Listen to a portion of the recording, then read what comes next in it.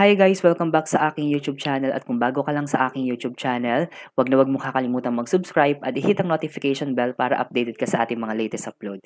So para sa video na to, ito yung part 2 ng ating lesson sa polynomial ng grade 10 Mathematics. So una, nag-identify tayo ng algebraic expression kung polynomial ba sila or hindi or kung kailan natin masasabi kung polynomial siya or hindi. So dito naman sa pangalawang video natin, we are going to have division of polynomial using long division. So there are two ways or method ng pagdi-divide ng polynomial. Una ay yung long division, ang pangalawa naman ay yung synthetic division. So yung long division, yung una nating i-discuss sa video na to. Don't forget that when we are dividing polynomial, dapat naka-arrange in standard form yung dalawa nating polynomial. And then, tsaka pa lang tayo magpo-proceed dun sa division ng polynomial. Okay.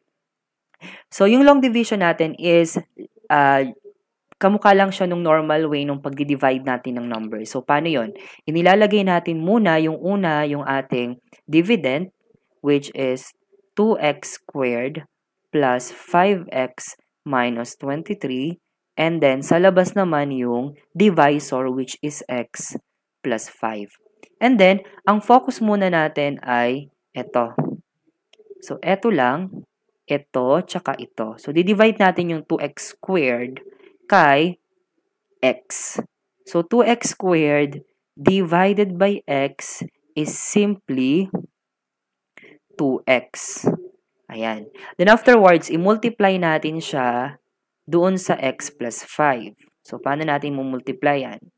So, 2x times x is 2x squared. 2x times 5 is positive 10x. Okay? Then, subtract lang natin. 2x squared minus 2x squared is 0.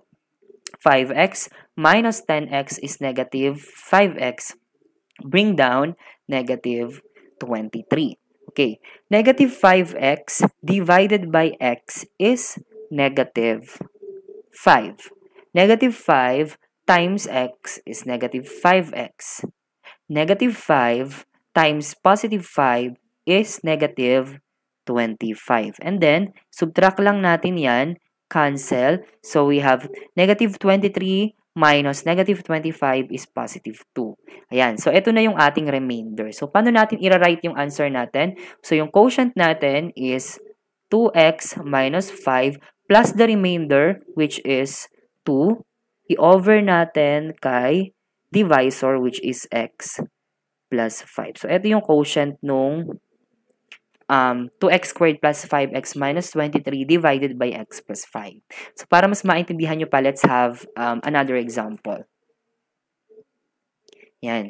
So, let us divide or find the quotient of 2x squared plus 2x raised to 4 plus 8 plus 7x cubed divided by 2x squared plus x minus 1. So, kanina sabi natin, we have to write it first in standard form. So, itong isa na to, kailangan natin itong mailagay sa standard form kasi ito is already in standard form.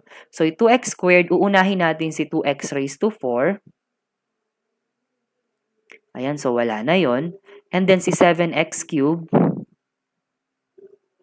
Yan, followed by positive 10x squared.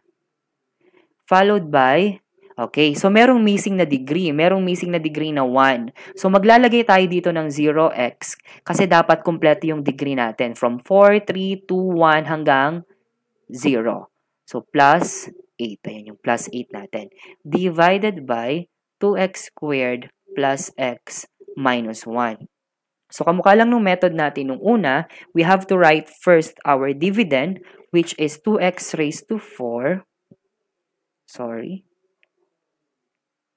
So, we have 2x raised to 4 plus 7x cubed plus 10x squared plus 0x kasi kailangan kompleto yung degree natin plus 8 divided by 2x squared plus x minus 1. So, paano natin di-divide yan? Kamukha lang nung kanina. Focus natin ay ito at ito. So, 2x raised to 4 divided by 2x squared is x squared. X squared times 2x squared is 2x raised to 4. X squared times x is positive 2 x, x squared times x is x cubed. So we have x cubed, and then x squared times -1 is negative x squared. And then, minus lang tayo. 2x squared minus 2x raised to 4 minus 2x raised to 4, cancel na yan. 7x cubed minus x cubed is 6x cubed. 10x squared minus negative x squared is positive 11x squared. Bring down natin si 0x. Dito naman tayo mag-focus ngayon. 6x cubed divided by 2x squared is positive 3x. 3x times 2x squared is 6x cubed. 3x times x is positive 3x squared. And then 3x times -1 is negative 3x. And then minus lang natin. 6x cubed minus 6x cubed, cancel na lang yan. 11x squared minus 3x squared is 8x squared. 0x minus negative 3x is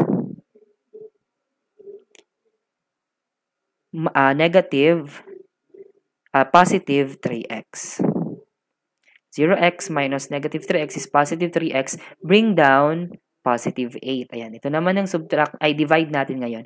8x squared divided by 2x squared is positive 4. 4 times 2x squared is 8x squared. 4 times x is positive 4x. And then, 4 times -1 is negative 4. And then, proceed to subtraction. 8x squared minus 8x squared, cancel na yan. 3x minus 4x is negative x. And then, 8 minus negative 4 is positive 12. So, eto na yung ating remainder. So, ano yung final answer natin? So, we have x squared. So, we have x squared. Sulat lang natin to. X squared plus 3x plus 4. And then, i-add natin yung remainder, which is negative x plus 12 over yung divisor natin, which is 2x squared plus x minus 1. 2x squared plus x minus 1. So, ito yung final answer natin. Ayan. So, I hope you learned something on our video. Please, don't forget to like this video and share it on your social media accounts para makita din ng iba at ng mga friends niyo. And just wait for the synthetic division to be uploaded on my channel. Thank you for watching.